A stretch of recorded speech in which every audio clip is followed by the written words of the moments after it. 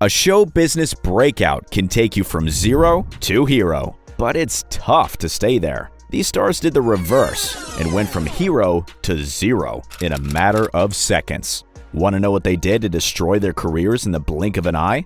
Keep watching. The person in our number one spot will blow your mind.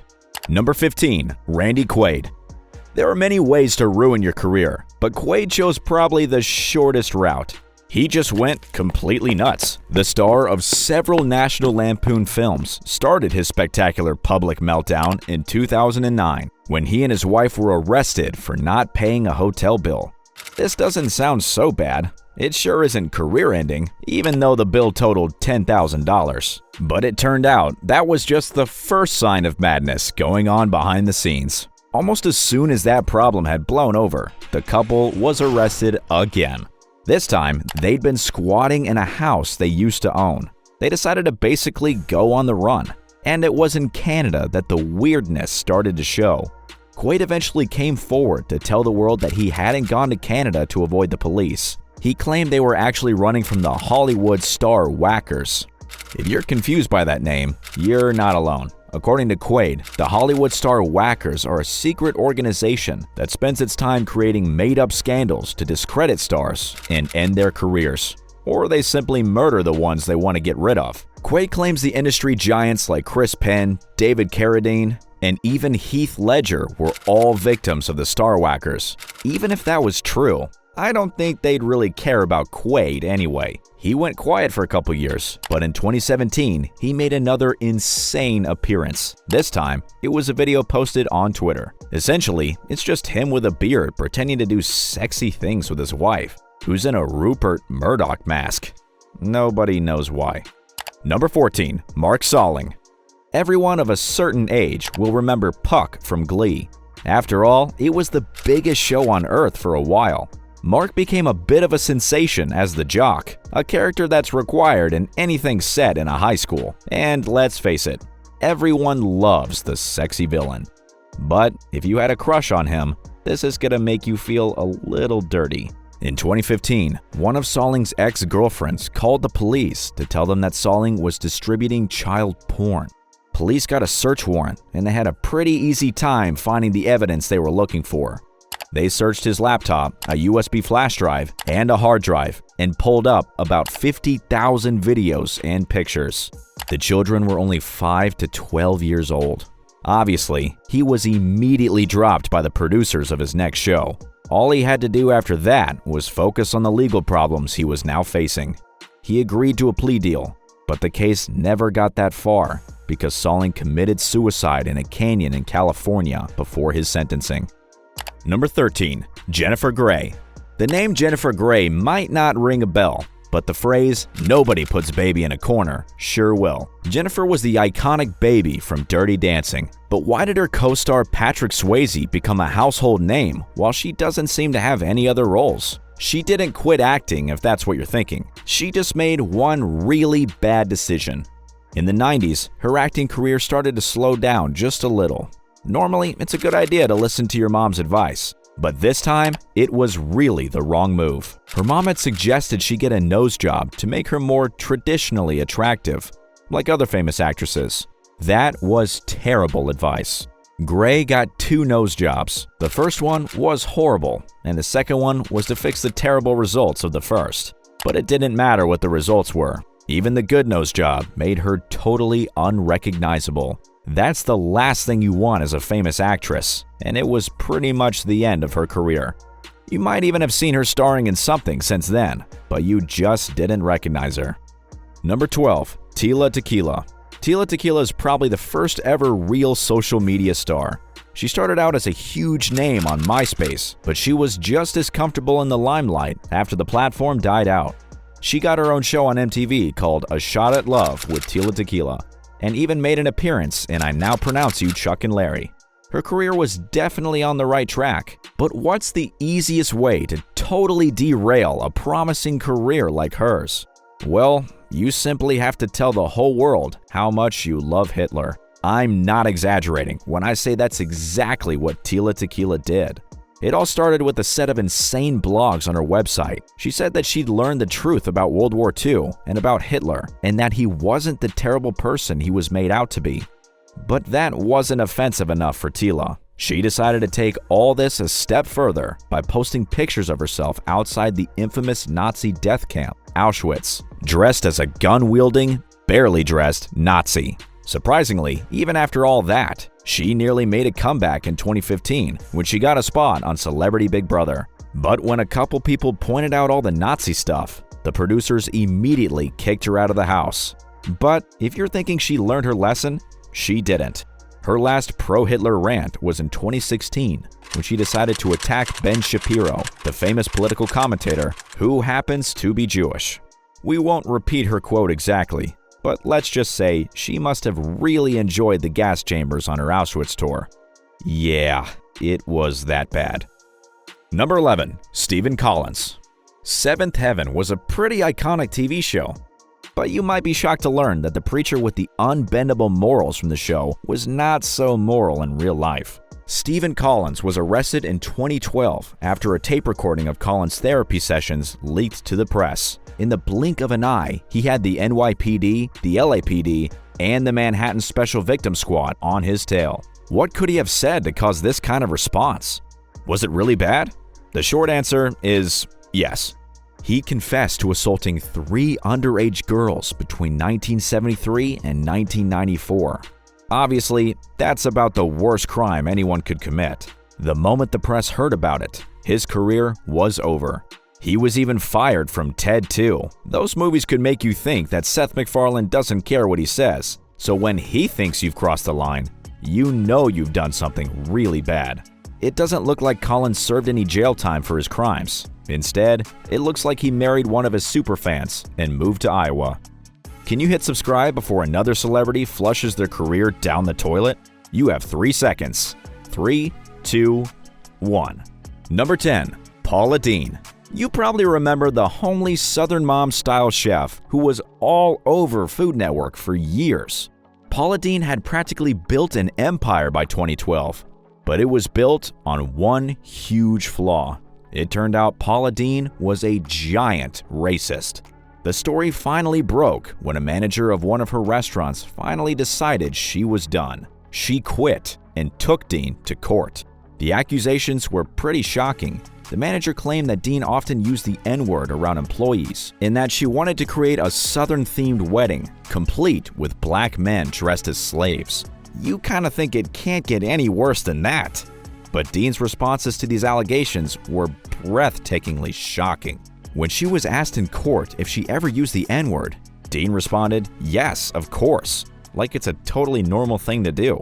And when asked about her horrific wedding idea, she didn't just admit to it, she said the concept was beautiful. Her video apologies weren't enough to convince Food Network to keep her shows on air. That was definitely the right choice because she proved just how hollow the apologies were by posting pictures of her son in brownface on Twitter in 2015. Number 9. Rob Lowe. Rob Lowe became a high-profile star at the start of his career, thanks to the Brat Pack. His career was definitely taking the right road until the young star of St. Elmo's Fire decided to star in a very different kind of shoot, a sex tape. But this wasn't just any sex tape. It was the first celebrity sex tape that was widely sold. Sure, some celebs make a name for themselves off the back of their sex tapes. But Lowe had made one big mistake. The girl in the tape was only 16 years old. In his defense, he didn't know she was 16 when he met her and her friend in a nightclub, and the legal age in Georgia, where the tape was filmed, was actually 16. So he technically hadn't done anything illegal, but even though he avoided jail time, his career really suffered. He even lost a part in Titanic because of it. That's gotta hurt. He said that he was lucky to be able to keep working as an actor, but he knows he never became the star he could have been. Number 8. Eileen Bowman. Usually, the best way to kickstart your career is to make yourself recognizable to the biggest number of people possible. Unless you do that the way Eileen Bowman did. If you don't know her name, there's a good reason for that.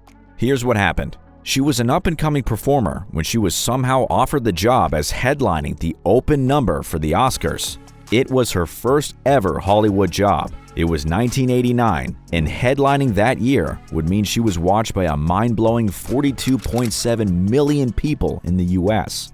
That could have cemented her name as a breakout star forever if she hadn't totally messed up. She started off the rambling 11-minute opening sequence by appearing on stage dressed as Disney's Snow White for no real reason. She then sang a version of I Only Have Eyes for You in a high-pitched voice. While badly singing her song, she walked through the audience of stars, ignoring how much they clearly didn't want to interact with her. Then, with the set quickly changed to look like an old nightclub, Mary Griffin appeared to sing his hit, I've Got a Lovely Bunch of Coconuts. In front of legendary actors Vincent Price and Roy Rogers, Bowman then announced that Snow White's blind date had arrived. And who should appear on stage but Rob Lowe? Crazy, right?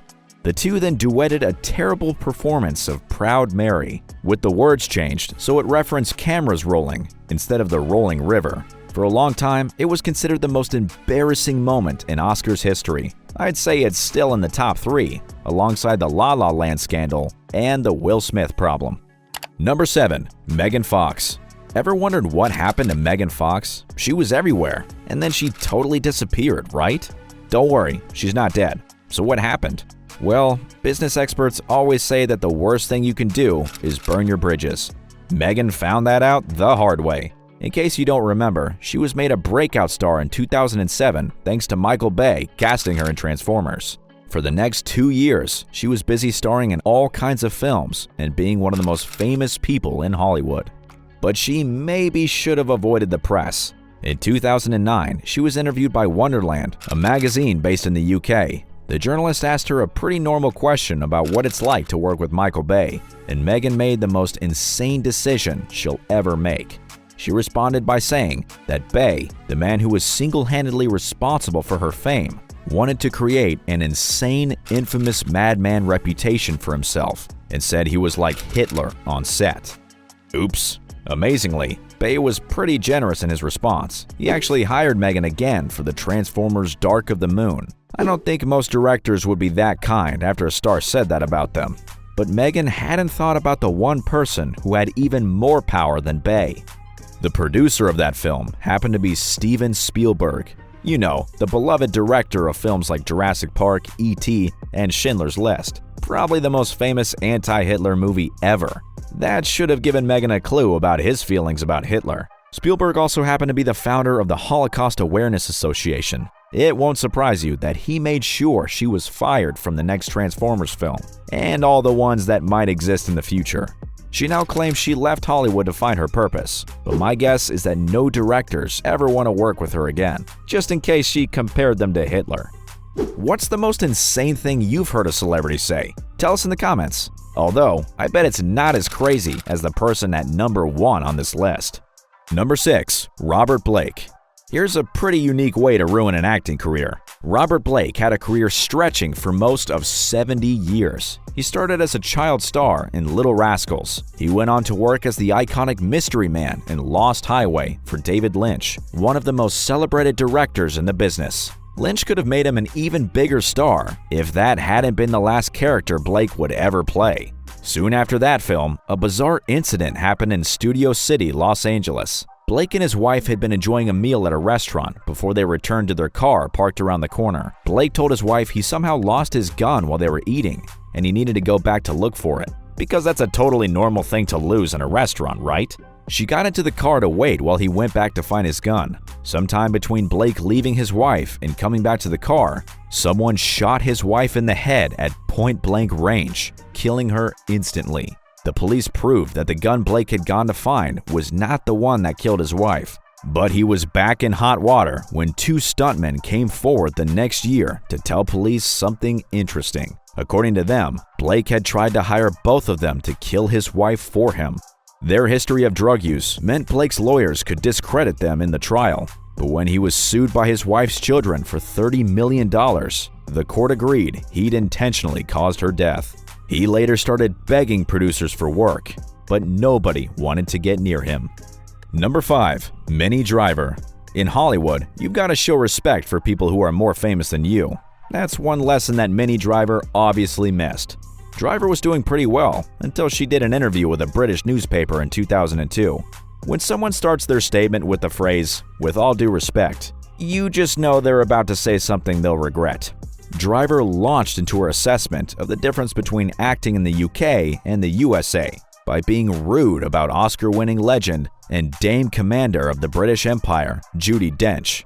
Basically, she called Dame Judi Dench plain-looking and said that the US would never cast a small, round, middle-aged mothering type as Cleopatra, a role Dench was famous for in the UK. She then topped it off by saying Dench would melt into the crowd in the US, which doesn't make much sense, considering her 7 Oscar nominations should prove she stands out just fine. Driver was called venomous by tabloids in the UK and never got another big role after that slip-up. Number 4. Kathy Griffith. Everyone knows that a little controversy can sometimes work wonders for your career. But judge it wrong, and it can also be the end. Kathy Griffith hardly ever needed the help. She was famous enough already. Unfortunately, she still decided to post pictures of herself on Twitter, holding the blood-covered severed head of a mannequin of Donald Trump. Pretty much everyone agreed it was in pretty poor taste. Griffith initially stood her ground, saying it was all a joke about Trump's comments about reporter Megyn Kelly. But still, nobody thought it was funny, and that included several producers. She was dropped from the CNN New Year broadcast she was scheduled to present, and from her Squatty Potty campaign. The FBI even took the time to investigate her. She apologized, but it was too late. Since then, she retracted her apology, saying the response was totally out of proportion. Amazingly, that looks like it was the right choice, because she seems to be getting her career back on track. Number 3. Amanda Bynes. We all remember Amanda Bynes. She was just about the most famous face on kids' TV for years. You kind of expect child stars to get involved with drugs and alcohol eventually, but her career could have survived that. That is, if she hadn't had a crazy public meltdown on Twitter after she was arrested for DUIs. The weird tweets included attacking Miley Cyrus and Jay-Z for being unattractive. She also said she wanted Drake to, quote, murder her vagina. But her worst accusation was directed at Rihanna. Bynes literally said Chris Brown had hit Rihanna because she wasn't pretty enough. Shocking, right? She then topped off her meltdown by setting fire to her parents' neighbor's driveway and accidentally catching her own pants on fire too. She's doing better now and is focusing on a career in fashion. Number 2. Brendan Fraser. Brendan Fraser proved his star quality in the hit film The Mummy, so you're probably wondering why we almost never see him these days. Well, he's proof that you can end a promising career with just one bad move. While his next big film, Journey to the Center of the Earth, was busy smashing it at the box office, Fraser was presented with a choice. Does he reprise the same role in the sequel, Journey 2, The Mysterious Island, or does he hand the role over to Dwayne "The Rock" Johnson? Fraser decided he didn't really need the role back, even though the first film had made $242 million from a budget of only $60 million. He figured his work on his upcoming films Extraordinary Measures and Furry Vengeance would be more than enough to keep his career skyrocketing. Of course, we all know what happened with those films. They were total box office flops. By the time Fraser realized this, it was too late to get his Journey role back from Johnson. To add insult to injury, the sequel Johnson was in was even more successful than the original. It's taken him 10 years to be offered decent roles again. Let's hope that Scorsese gets his career back on track. And number 1, Michael Richards. Seinfeld superstar Michael Richards has to hold the title for the most spectacular fall from grace of all time. He was gathering huge crowds at comedy gigs thanks to his Seinfeld fame. After all, that show held a special place in people's hearts, and he benefited from all that love. This live comedy gig in 2006 was no different. The audience was definitely on his side, laughing at every joke, except for one audience member who either heckled or was talking to a friend while Richards was on stage. Comedians usually have a set of responses for dealing with different audience members. They expect a heckler or two, but even if Richards had done that planning, he instead made the terrible decision to go off script. Instead of a normal joke at a heckler's expense, Richard responded by shouting a string of racial slurs at the man and saying that if he'd done that 50 years earlier, they'd have hanged him upside down with a fork where the sun don't shine. Obviously, one audience member captured the shocking tree ad on video, and the recording quickly found its way onto YouTube for the entire world to see. I can guarantee that everyone who saw the video kinda wished they'd been in the audience so they could have walked out too. I don't know about you, but I feel very sorry for the comedian who had to get up on that stage and try to make people laugh after that sickening display. Thanks for watching. If you liked this video, check this one out too. I'll see you next time.